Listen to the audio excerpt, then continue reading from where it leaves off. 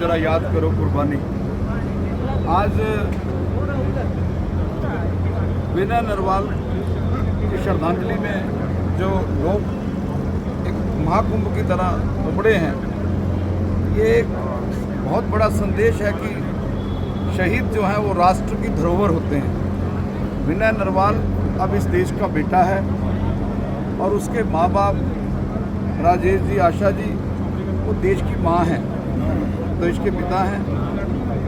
मैं तो आज सिर्फ यही सरकार को कहूँगा कि मुख्यमंत्री नायब सैनी जी, पहली बार जब उनकी मुख्यमंत्री के रूप में नींव रखी गई थी, वो यहीं से मुख्यमंत्री बने थे, यहीं से एमएलए बने थे। तो मुझे तो आज बहुत उम्मीद थी एंटी ट्रस्ट फंड इंडिया को कि आज सृष्टि के लिए SC/ST की घोषणा होगी और परिवार को 1 करोड़ रुपए की राशि मिलेगी।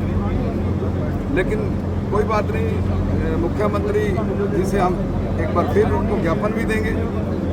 और जो हिमांशी है, एंटी ट्रस्ट फंड इंडिया ने राजनाथ सिंह को भी पत्र लिखा कि जो बेटी है हिमांशी है, वो देश की बेटी बन चुकी है, उसको विनय नरवाल की जगह नेवी में ही नौकरी दी जाए। और मैं आज यहाँ मांग करता हूँ कि जितने भी शहीद हुए हैं पहलगांव में, जम्मू कश्मीर के मुख्यमंत्री उमर अब्दुल्ला जम्मू कश्मीर में बैठकर उनको अपनी जिम्मेवारी ना लें कि मेरी जिम्मेवारी है, गलत हो गया है। वो एक एक घर में जाएं, वो कानपुर जाएं, वो गुजरात जाएं, वो करनाल आएँ और सबको, उन सब परिवारों से माफ़ी मांगे और आश्रितों को 50 लाख की सहायता जम्मू कश्मीर सरकार की तरफ से दें। देखिए, किसी शहीद परिवार को लालच नहीं होता, लेकिन ये एक संदेश जाता है कि ये सामूहिक एक जंग हो गई, सामूहिक एक जन आंदोलन ऐसे ही बन सकता है।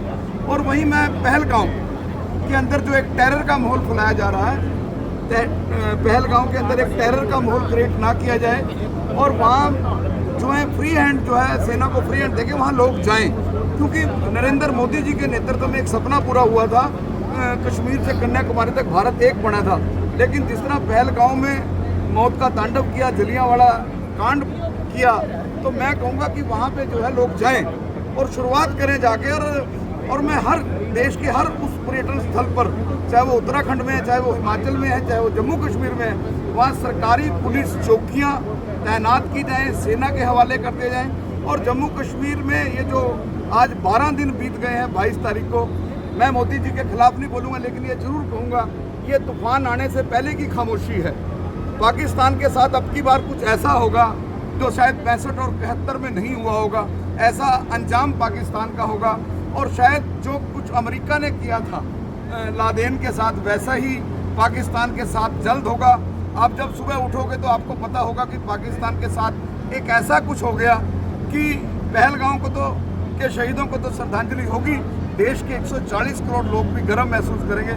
लेकिन मैं आज फिर इस करनाल की धरती से, राजा करण की धरती से माननीय मुख्यमंत्री नायब सैनी जी से मांग करूंगा, स्पीकर साहब भी यहाँ आए हुए थे, कि आज ही, वैसे तो आज ही मिलना चाहिए था SC/ST में, हमने मांग की थी पहले दिन ही कि सृष्टि को SC/ST की नॉमिनेट किया जाए, क्योंकि मुख्यमंत्री और मनोहर लाल खट्टर जी का क्षेत्र है। और मनोहर लाल खट्टर जी और नरेंद्र मोदी और राजनाथ जी सबका एक ग्रुप है। और इस बच्ची ने कितनी बड़ी शहादत दी है, बच्चे ने हमारे कितनी बड़ी शहादत दी। और शेरनी हिमांशी कैसे खड़ी है परिवार के साथ, कहाँ तो उसको अपने आप संभालना मुश्किल था, लेकिन कैसे वो अपनी ननद को भी संभाल रही है, सृष्टि को भी संभाल रही है, अपने दादा हवा सिंह को भी संभाल रही है। तो मैं इस बच्ची को आज, मैं तो ये मानता हूँ कि आज इनको नौकरी, सृष्टि को नौकरी मिलनी चाहिए थी SC/ST की, और हिमांशी को नेवी के अंदर आज अपॉइंटमेंट लेटर मिल जाना चाहिए था। बहुत से कोटे केंद्र सरकार के पास और राज्य सरकार के पास होते हैं। मेरे एंटी ट्रस्ट फंड इंडिया ने लड़ाई लड़ी है। एक पानीपत परिवार को हमने, जब वो कारगिल में शहीद हुआ था, अतुल सोमरा कैप्टन शहीद हुआ था, हमने उसको लड़के जो है गैस एजेंसी दिलवाई थी, SC/ST के पद दिलवाए थे। हमारे अम्बाड़ा के अंदर तेपड़ा गांव में शहीद हुआ था।